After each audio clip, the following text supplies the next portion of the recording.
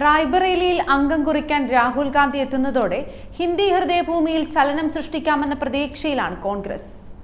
പാർട്ടിക്കും ഇന്ത്യ മുന്നണിക്കും രാഹുലിന്റെ സ്ഥാനാർത്ഥിത്വം ഒരുപോലെ ശക്തി പകരുമെന്നാണ് നേതാക്കളുടെയും പ്രവർത്തകരുടെയും വിശ്വാസം.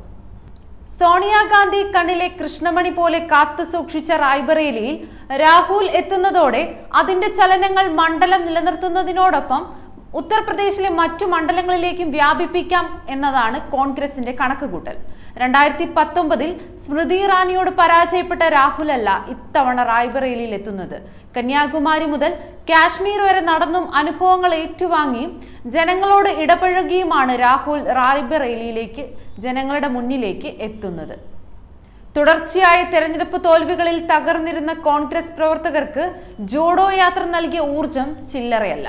പാർട്ടിയുടെ അടിത്തറ വീണ്ടെടുക്കുന്നതിനായി രാഹുൽ മുന്നിട്ടിറങ്ങിയത് പ്രവർത്തകരെ ആവേശം കൊള്ളിച്ചു.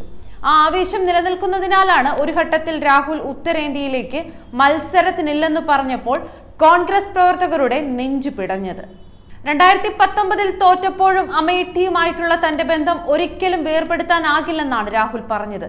2019 ഉത്തർപ്രദേശിൽ കോൺഗ്രസിന് ആകെ കിട്ടിയത് സോണിയാഗാന്ധിയുടെ റായ്ബറേലി മാത്രമാണ്. 2022 നിയമസഭാ തെരഞ്ഞെടുപ്പിൽ 399 സീറ്റിൽ മത്സരിച്ച പാർട്ടിക്ക് കിട്ടിയത് വെറും 2 സീറ്റ്. തോൽവിയുടെ നിരാശ രാഹുലിനെ വൻതോതിൽ അലട്ടിയിരുന്നു. അഖിലേഷ് യാദവുമായി യാതൊരു പോറലുമില്ലാതെ ഉണ്ടാക്കിയെടുത്ത ഇത്തവണത്തെ സഖ്യം അതിൽ നിന്നുള്ള പാഠമാണ്.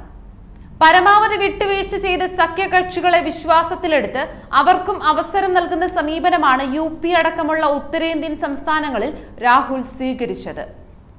കഴിഞ്ഞ പൊതു തെരഞ്ഞെടുപ്പിൽ 55,000 വോട്ടിന്റെ ഭൂരിപക്ഷത്തിലാണ് BJP നേതാവ് സ്മൃതി ഇറാനി രാഹുലിനെ വീഴ്ത്തിയത്. 1967 രൂപീകൃതമായതു മുതൽ അമേഠി കോൺഗ്രസിന്റെ കോട്ടയാണ്. അമേഠിയും നെഹ്റു കുടുംബവും തമ്മിലുള്ളതാകട്ടെ ദശാബ്ദങ്ങൾ നീണ്ടു നിൽക്കുന്ന ബന്ധവുമാണ്. 2004 ആദ്യ ശ്രമത്തിൽ തന്നെ സീറ്റ് നേടിയ രാഹുൽ 2009 3.70 ലക്ഷം വോട്ടിന്റെ വലിയ ഭൂരിപക്ഷത്തിൽ വീണ്ടും തെരഞ്ഞെടുക്കപ്പെട്ടു. 2014 വീണ്ടും വിജയിച്ചെങ്കിലും എതിരാളി സ്മൃതി ഇറാനി കടുത്ത പോരാട്ടം നടത്തിയിരുന്നു. 2014 തോൽവിക്ക് ശേഷം മണ്ഡലം തുടർച്ചയായി സന്ദർശിച്ചതിന്റെ കേന്ദ്ര പദ്ധതികൾ നടപ്പിലാക്കിയതിന്റെ ഫലമാണ് സ്മൃതിയുടെ വിജയമെന്നാണ് രാഷ്ട്രീയ കേന്ദ്രങ്ങൾ വിലയിരുത്തിയത്.